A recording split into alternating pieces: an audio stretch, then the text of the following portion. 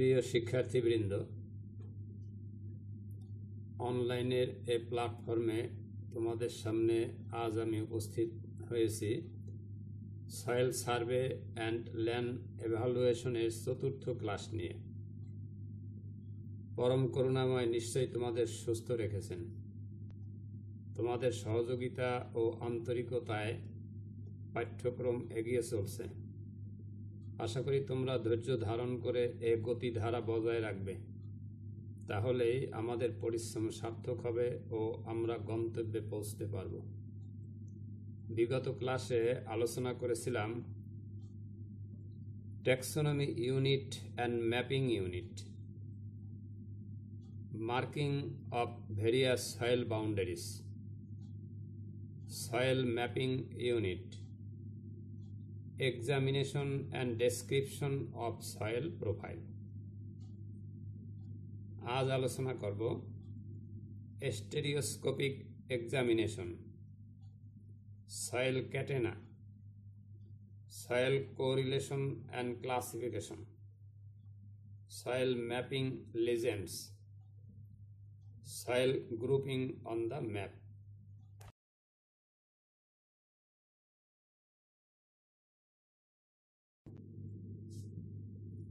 প্রথমেই আমি আলোচনা করব স্টেরিওস্কোপিক এক্সামিনেশন বা ভিশন।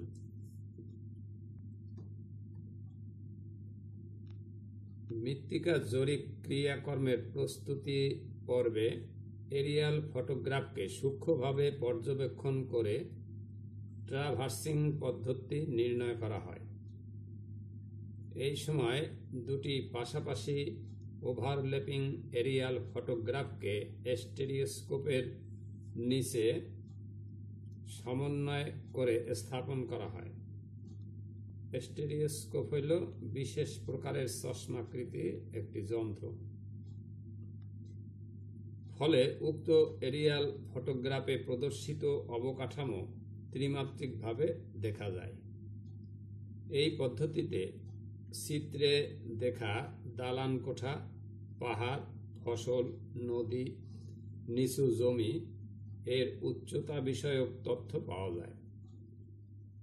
স্টেরিওস্কোপ ছাড়া এরিয়াল ফটোগ্রাফকে যতই পর্যবেক্ষণ করা হোক না কেন, ভূমির অবস্থাকে ত্রিমাত্রিকভাবে বিশ্লেষণ করা যাবে না।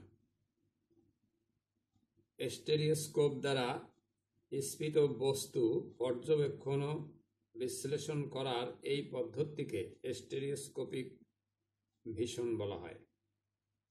স্টেরিওস্কোপ প্রধানত দুই প্রকার: মিরর স্টেরিওস্কোপ ও লেন্স স্টেরিওস্কোপ।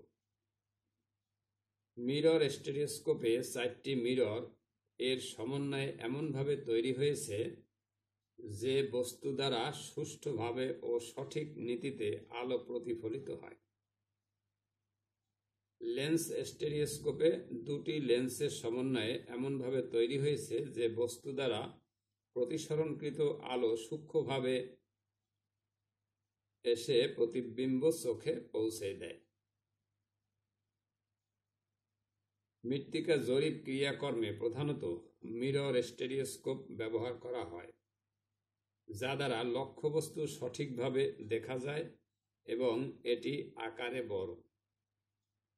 লেন্স স্টেরিওস্কোপ আকারে ছোট, জটিল ও হালকা, যার দ্বারা চিত্র সুনির্দিষ্ট মানে দেখা যায় না। তবে উক্ত স্টেরিওস্কোপ মৃত্তিকা জরিপকারীরা মাঠে বেশি ব্যবহার করে। মিরর স্টেরিওস্কোপে 4টি আয়না ফ্রেমে এমনভাবে আটকানো থাকে যা পর্যায়ক্রমে প্রতিফলিত আলোকরশ্মির সহায়তায় এরিয়াল ফটোগ্রাফিতে প্রদর্শিত বস্তুটির একটি চিত্র আমাদের চোখে পৌঁছে দেয়।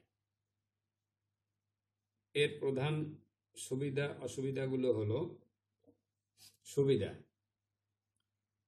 এর দ্বারা প্রায় অবিকৃত ছবি দেখা যায়। এর দ্বারা অনেক বেশি এলাকার ছবি একবারে দেখা যায়। SRDI বা অনুরূপ বড় প্রতিষ্ঠান দাপ্তরিক কাজের জন্য এটি ব্যবহার করে। এটি প্রথম ব্যবহারকারীর জন্য বেশ সহজ। অসুবিধা: বেশি ভারী বিধায় এটি বহন করে মাঠে নেওয়া যায় না। লেন্স স্টেরিওস্কোপ: এ দুটি বিবর্ধিত লেন্স একটি ফ্রেমের উপরে আটকানো থাকে এবং একটি স্ট্যান্ডের মাধ্যমে সংযুক্ত করে রাখা হয়, ফলে চিত্র সরাসরি লেন্সের মাধ্যমে আমাদের দৃষ্টিগোচর হয়। সুবিধা: এটি সাধারণত ছোট এবং হালকা। এটি সহজে মাঠে নিয়ে ব্যবহার করা যায়। এর দ্বারা বিবর্ধিত ছবি পাওয়া যায়। অসুবিধা: এর দ্বারা অল্প স্থান পর্যবেক্ষণ করা যায় এবং ছবি কিছুটা বিকৃতভাবে দেখায়।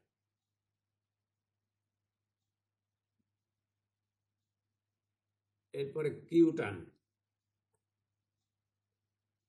মৃত্তিকার রন্ধ্র পরিসরের অভ্যন্তর পৃষ্ঠে অথবা মৃত্তিকার দলা, যেটাকে আমরা সয়েল পেড বলি, এর চারপাশে কর্দম কণা, বিভিন্ন প্রকার অক্সাইড এবং জৈব পদার্থের প্রলেপ জমা হওয়াকে কিউটান বলে। কিউটান খুব পাতলা বা পুরু হতে পারে। আর ব্রেওয়ার 1964 সালে প্রথম এ শব্দটি ব্যবহার করেন। তার পূর্বে কিউটানকে কেলে স্কিন বা কোটিং বলা হতো। কিউটানকে ল্যাবরেটরি অপেক্ষা মাঠে পরীক্ষা নিরীক্ষা করা অধিক সুবিধাজনক। গঠন উপাদানের জন্য কিউটানকে 4 ভাগে ভাগ করা হয়, যেমন কেলে কিউটানস, স্ট্রেস কিউটানস, অক্সাইড কিউটানস, অর্গানিক ম্যাটার কিউটানস।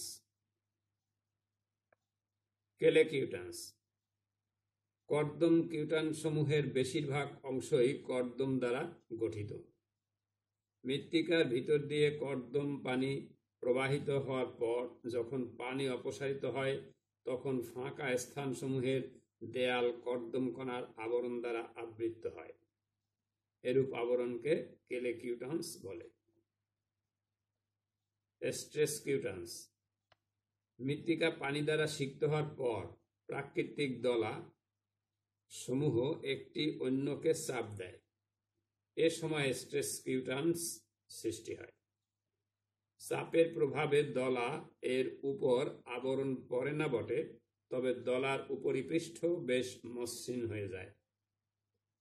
প্রাকৃতিক দলার অনুরূপ গঠনকে স্ট্রেস কিউটানস বলে। অক্সাইড কিউটানস: বিভিন্ন প্রকার ধাতব অক্সাইড, বিশেষ করে আয়রন এবং ম্যাঙ্গানিজের অক্সাইড দ্বারা পেটের বহিঃপৃষ্ঠে আবরণের মতো সৃষ্টি হয়। এরূপ লাল আবরণ হলে তাকে লৌহ অক্সাইড কিউটান এবং কালচে আবরণ সৃষ্টি হলে তাকে ম্যাঙ্গানিজ অক্সাইড কিউটান বলে। অর্গানিক ম্যাটার কিউটানস: মৃত্তিকায় সঞ্চিত জৈব পদার্থ বিয়োজিত হয়ে যখন হিউমাসে পরিণত হয়, তখন উক্ত হিউমাস দ্রব্য মৃত্তিকার মধ্যে দিয়ে নিচের দিকে চুয়ানো পানির সাথে নিচের দিকে যায়। এ সময় রন্ধ্র পরিসরের অভ্যন্তর পৃষ্ঠে প্রলেপের মতো জৈব দ্রব্য থেকে যায়। এরূপ আবরণই হল জৈব পদার্থের কিউটান। সয়েল ক্যাটেনা, মৃত্তিকা ক্যাটেনা: অভিন্ন উৎসবস্তু থেকে সৃষ্ট, একই বয়সের এবং একই জলবায়ু দ্বারা প্রভাবিত হওয়া সত্ত্বেও ভূসংস্থান বা পানি নিষ্কাশনের অবস্থা অথবা উভয়ের ভিন্নতার কারণে বিভিন্ন গুণাবলী সম্পন্ন মৃত্তিকার সৃষ্টি হয়। এই বিভিন্ন গুণাবলী সম্পন্ন মৃত্তিকার পারস্পরিক সম্পর্ককে মৃত্তিকা ক্যাটেনা বলে। জমিতে অনেক সময় একই সাথে পূর্ণ নিষ্কাশন, মোটামুটি নিষ্কাশন অথবা নিষ্কাশনহীন অবস্থা বিরাজ করতে পারে। এর ফলে একই উৎসবস্তু থেকে উৎপত্তি হওয়া সত্ত্বেও ভিন্ন ভিন্ন বৈশিষ্ট্য সম্পন্ন মৃত্তিকা দেখা যায়। সুতরাং কোনো একটি নির্দিষ্ট এলাকায় বিভিন্ন নিষ্কাশন ব্যবস্থা অথবা ভূসংস্থানের পার্থক্যের কারণে সৃষ্ট মৃত্তিকার মধ্যে পারস্পরিক সম্পর্ককে মৃত্তিকা ক্যাটেনা বলে। বিজ্ঞানী মিলনে এ মৃত্তিকা ক্যাটেনার উদ্ভাবক। মৃত্তিকা ক্যাটেনা প্রধানত দুই প্রকার, যথা নিষ্কাশন প্রভাবিত ক্যাটেনা অর্থাৎ ড্রেনেজ ক্যাটেনা এবং ভূসংস্থান প্রভাবিত ক্যাটেনা টপোগ্রাফিক অ্যাসোসিয়েশন ক্যাটেনা। এরা প্রত্যেকে আবার চার ভাগে বিভক্ত, অর্থাৎ এদের ভিন্নতার কারণে চার প্রকার মৃত্তিকা ক্যাটেনার সৃষ্টি হয়, যথা বাত, মার্ডিন, ভলসিসিয়া, এলডেন। বাত মৃত্তিকা ক্যাটেনা সুষ্ঠু নিষ্কাশনের প্রভাবে সৃষ্টি হয় এবং এ ক্যাটেনা সম্পন্ন মৃত্তিকায় উদ্ভিদ শিকড় মৃত্তিকার অনেক গভীরে প্রবেশ করতে পারে। এলডেন মৃত্তিকা ক্যাটেনা নিম্নমানের নিষ্কাশন ব্যবস্থার কারণে সৃষ্টি হয় এবং এ ক্যাটেনা সম্পন্ন মৃত্তিকায় উদ্ভিদ শিকড় মৃত্তিকার বেশি গভীরে প্রবেশ করতে পারে না। এভাবে বাত মৃত্তিকা ক্যাটেনায় পরিমিত বায়ু চলাচল সম্পন্ন এলাকা বেশি বা গভীর থাকে এবং তা ক্রমান্বয়ে কমতে কমতে এলডেন মৃত্তিকা ক্যাটেনায় সবচেয়ে কম থাকে। ফলে বিভিন্ন মৃত্তিকায় উদ্ভিদের শিকড়ের বিস্তার বিভিন্ন হয়ে থাকে, যার ফলে উৎপন্ন উদ্ভিদের একে অপরের মধ্যে বেশ পার্থক্য পরিলক্ষিত হয়। নিষ্কাশন ব্যবস্থার পার্থক্যের কারণে সৃষ্ট বিভিন্ন মৃত্তিকার বর্ণ বিভিন্ন হয়ে থাকে। একই গুণাবলী সম্পন্ন মৃত্তিকায় অথবা কোনো গবেষণার জন্য নির্বাচিত জমিতে এই চার প্রকার শ্রেণীবিভাগ একই সাথে উপস্থিত নাও থাকতে পারে। তবে এই শ্রেণীবিভাগের সাহায্যে জমির নিষ্কাশন ও ভূসংস্থানের অবস্থা সম্পর্কে জানা যায়। ভূসংস্থানের বিভিন্ন মানের কারণে মাঠে সাধারণত উত্তম নিষ্কাশিত, মাঝারি ধরনের নিষ্কাশিত, অসম্পূর্ণ নিষ্কাশিত এবং খুব খারাপ নিষ্কাশনীয় মৃত্তিকা খুব কাছাকাছি দূরত্বে সৃষ্টি হয়। ভূসংস্থান ও নিষ্কাশন মানের বিভিন্নতার উপর ভিত্তি করে অনুরূপ কয়েক প্রকার মৃত্তিকার অ্যাসোসিয়েশনকে সয়েল ক্যাটেনা বলে। কোনো একটি নির্দিষ্ট এলাকার মৃত্তিকার ব্যবহারিক শ্রেণীবিন্যাসে এটি খুবই গুরুত্বপূর্ণ। অভিন্ন উৎসবস্তু ও জলবায়ু দ্বারা নিয়ন্ত্রিত হওয়া সত্ত্বেও বাংলাদেশে সারা, গোপালপুর, ঈশ্বরদী, গারুড়ি এবং ঘিওর মৃত্তিকা সিরিজ গঠিত হয়েছে, যার উৎসবস্তু গঙ্গা বাহিত পলল দ্রব্য এবং জলবায়ু সর্বোচ্চ একই রকম। উক্ত মৃত্তিকা সিরিজসমূহের বৈশিষ্ট্যাবলীতে যথেষ্ট পার্থক্য আছে। সেই হেতু জমির চাষাবাদ, শস্যবিন্যাস ও শস্যের প্রকৃতিও ভিন্ন ভিন্ন হয়। ভূসংস্থান মৃত্তিকা গঠনকারী একটি উল্লেখযোগ্য ফ্যাক্টর। মৃত্তিকায় পানির প্রবেশতা ও অবস্থান মৃত্তিকার বহু বৈশিষ্ট্যকে প্রভাবিত করে। সেই বিবেচনায় সয়েল ক্যাটেনা মৃত্তিকা বিজ্ঞানে একটি গুরুত্বপূর্ণ অধ্যায়। ক্যাটেনার কারণে মৃত্তিকায় ফসলের উৎপাদন প্রভাবিত হয়, তাই মৃত্তিকা ক্যাটেনার গুরুত্ব অপরিসীম। এক এক ফসল এক এক ধরনের নিষ্কাশন ব্যবস্থা সহ্য করতে পারে। যেমন গম শীতকালে মোটামুটি বা নিষ্কাশনহীন অবস্থায় ভালো জন্মে, অপরদিকে বার্লি সুষ্ঠু নিষ্কাশন ব্যবস্থা না থাকলে ভালো জন্মে না। এই কারণে বিভিন্ন নিষ্কাশন ব্যবস্থার কারণে সৃষ্ট মৃত্তিকা ক্যাটেনায় জন্মানো ফসল বাছাই করেও এর ব্যবস্থাপনার উপর পরীক্ষা নিরীক্ষার মাধ্যমে বিভিন্ন সুপারিশ প্রদান করা হয়। এই সুপারিশসমূহ কৃষকদের জন্য খুবই উপকারী। এর ফলে কৃষকরা সঠিক ফসল পদ্ধতি নির্বাচন করে ফসলের সর্বাধিক ফলন নিশ্চিত করতে পারে।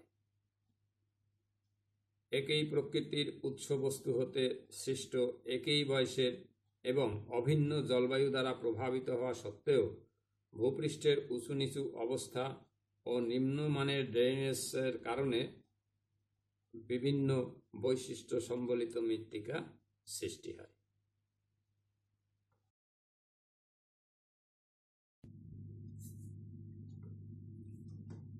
Soil correlation and classifications. In soil survey, defining and naming a soil series is the first step in soil classification, and soil mapping series are recognized after their appraisal by examination of a large number of pedons in the field and their characterization in the laboratory and correlating their features with those of a series already named and defined. If the features do not fit in a known series, a new name is given for it. This is done by soil correlation. Soil correlation is the method by which significant characteristics of soil are compared with those of the already defined and named kinds of soil and giving it a new name if necessary. This involves recognizing, establishing, and naming new units consistent with the system being followed, and also grouping taxonomic unit into series, grade groups, suborders, and orders. Soil correlation may be at interregional, national, and international level.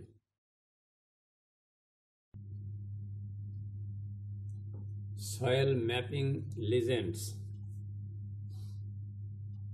The choice of map symbols and wording of the legend for a general soil map offer opportunities to make the information easily available to readers. Descriptive facts can sometimes be stated without using the specialized terms of soil science.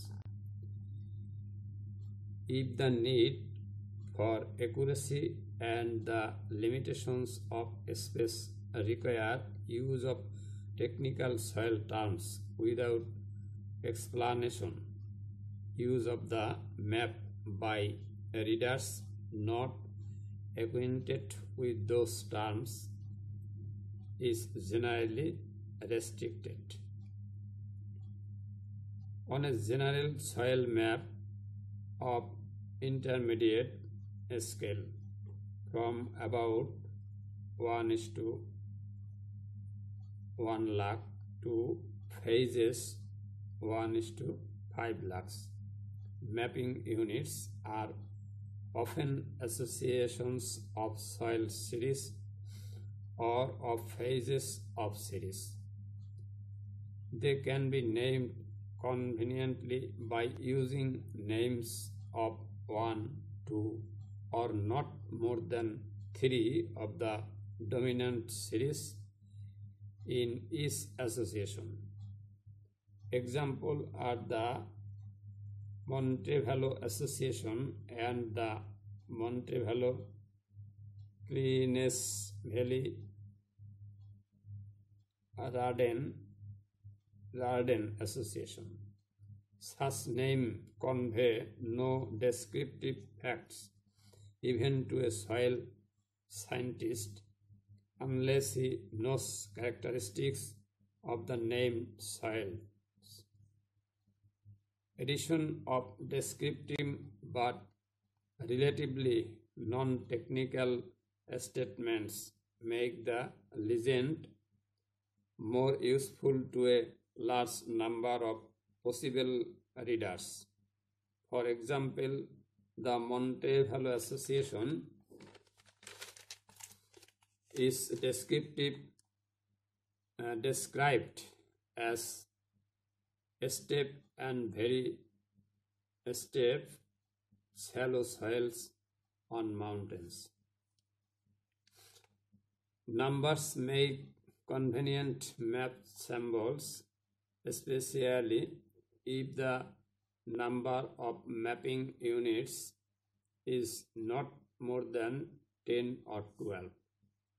Mapping units can be arranged according to their physiographic position or by some other grouping, then numbered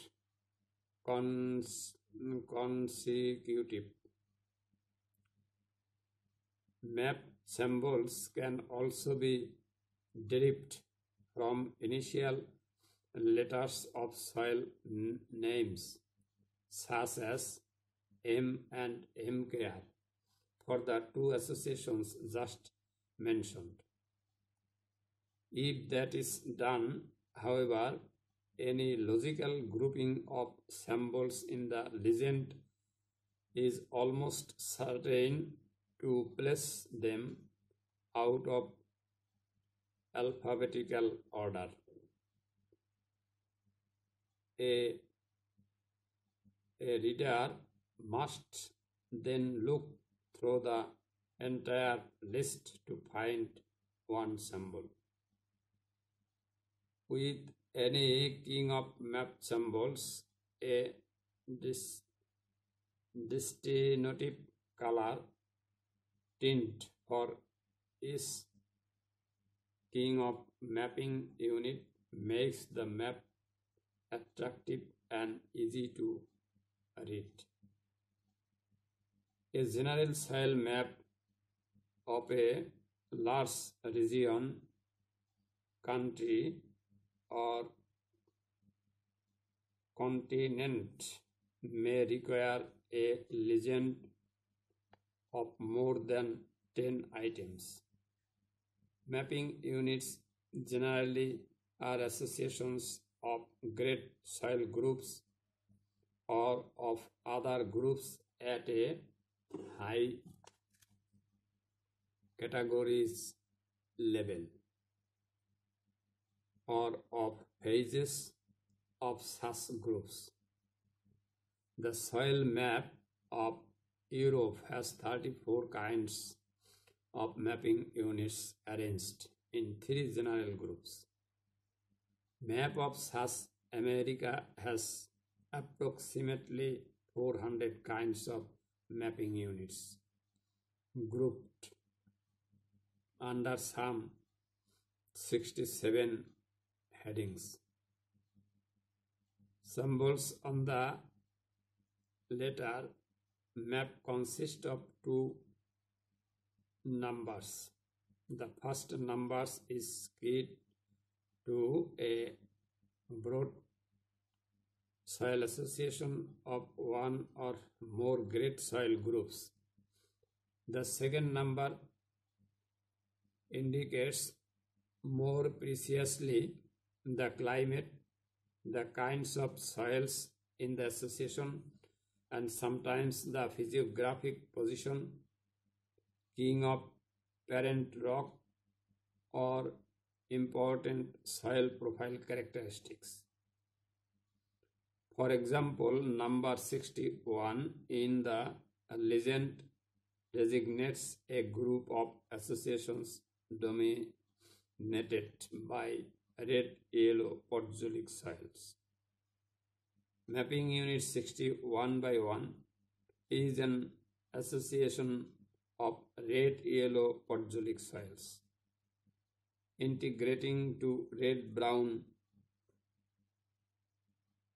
Mediterranean soils of the subhumid temperate regions with winter rainfall.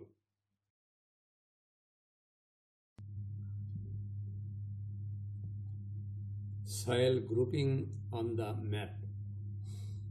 বাংলাদেশের SRDI এর RSS report এবং শনাক্তকৃত বিভিন্ন মৃত্তিকা সিরিজের বৈশিষ্ট্য পর্যবেক্ষণ ও FAO UNESCO soil ম্যাপের major soil grouping এর বৈশিষ্ট্যকে সমন্বয় করে বাংলাদেশে প্রধানত 10টি মেজর সয়েল গ্রুপ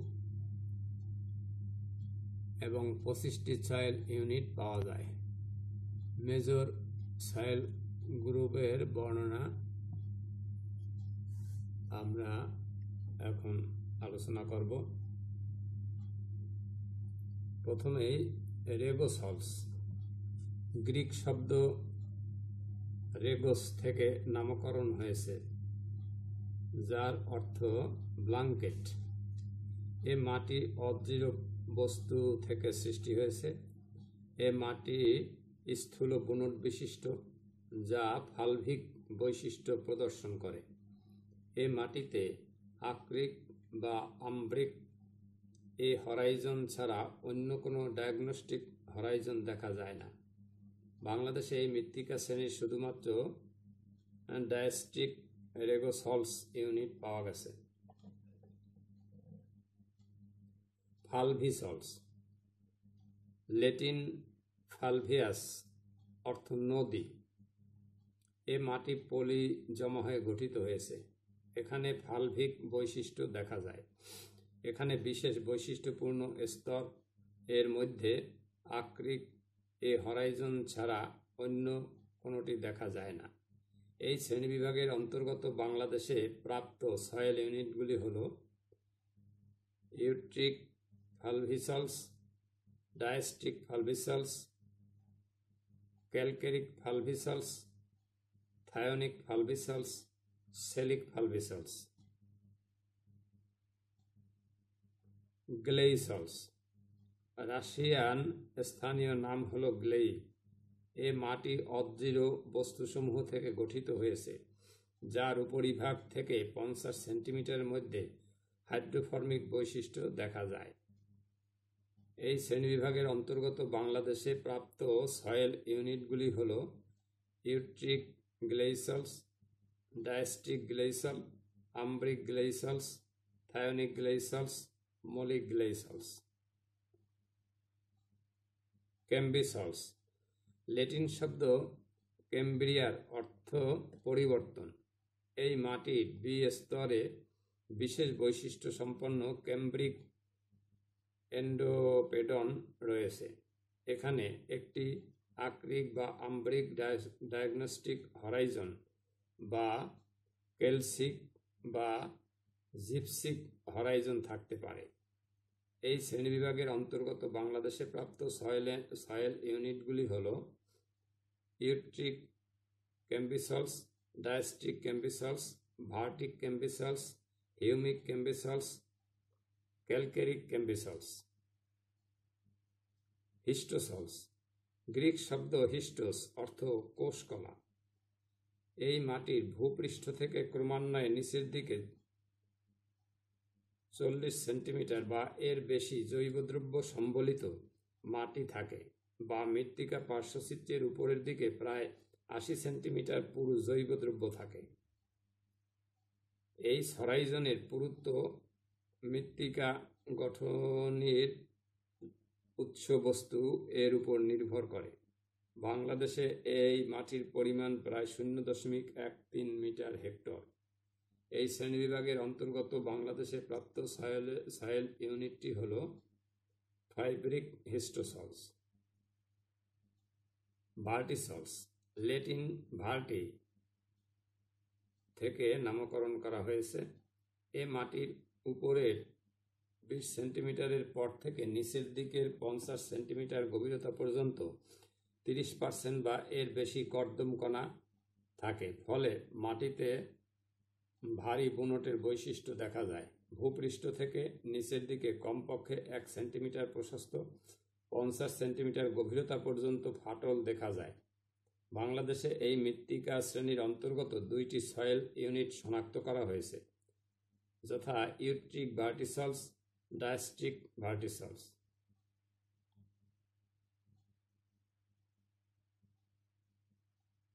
ফায়োজেমস। এ মাটিতে মৌলিক হরাইজন থাকে, কিন্তু ক্যালসিক বা জিপসিক স্তর থাকে না। সয়েল প্রোফাইলের উপরের দিকে 125 সেন্টিমিটার পর্যন্ত মৃত্তিকা 50% বা এর থেকে বেশি ক্ষার সমৃদ্ধ। মৃত্তিকা পার্শ্বচিত্র ভার্টিসলস, নিটিসলস, প্লানোসলস বা অ্যান্ডোসলসের শনাক্তকরণীয় বৈশিষ্ট্য সমৃদ্ধ স্তর দেখা যায় না। বাংলাদেশে এই শ্রেণীর মৃত্তিকায় যে সয়েল ইউনিটটি পাওয়া গেছে তা হল গ্লেইক ফায়োজেমস। প্লানোসলস। ল্যাটিন শব্দ প্লানাস অর্থ সমতল। এই মাটিতে হরাইজন দেখা যায় এবং কোনো কোনো হরাইজন এ হাইড্রোমরফিক বৈশিষ্ট্য দেখা যায়। মৃত্তিকা পার্শ্বচিত্রের উপর দিকের 250 সেন্টিমিটারের মধ্যে এমন মৃত্তিকা স্তর দেখা যায় যার মধ্যে দিয়ে পানি খুব ধীরে ধীরে নিচের দিকে প্রবাহিত হয়। এই শ্রেণীবিভাগের অন্তর্গত বাংলাদেশে প্রাপ্ত সয়েল ইউনিটটি হল ডায়াস্ট্রিক প্লানোসলস। এক্রিসলস। এই মৃত্তিকায় এগ্রিক বি হরাইজন থাকে, যার সিএসি 24 মিলি ইকুইভ্যালেন্ট প্রতি 100 গ্রাম কর্দমকণা এবং ভূপৃষ্ঠ থেকে 125 সেন্টিমিটার গভীরতা পর্যন্ত বি হরাইজনের কিছু স্থানের ক্ষার সম্পৃক্ততা 50%-এর কম। মৃত্তিকার পার্শ্বচিত্রে হরাইজন থাকে না।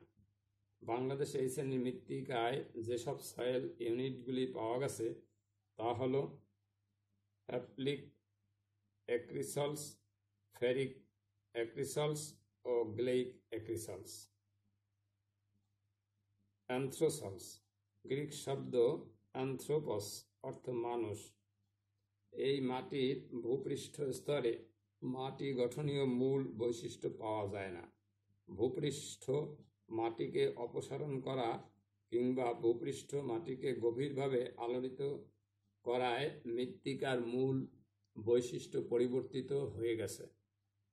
এই শ্রেণীবিভাগের অন্তর্গত বাংলাদেশে প্রাপ্ত সয়েল ইউনিটটি হল হাইমিক অ্যানথ্রোসলস। আজ এ পর্যন্তই। তোমরা ভালো থেকো, স্বাস্থ্যবিধি মেনে চলো, বাহিরে গেলে অবশ্যই মাস্ক পরবে। আমার জন্য দোয়া করো। সৃষ্টিকর্তা তোমাদের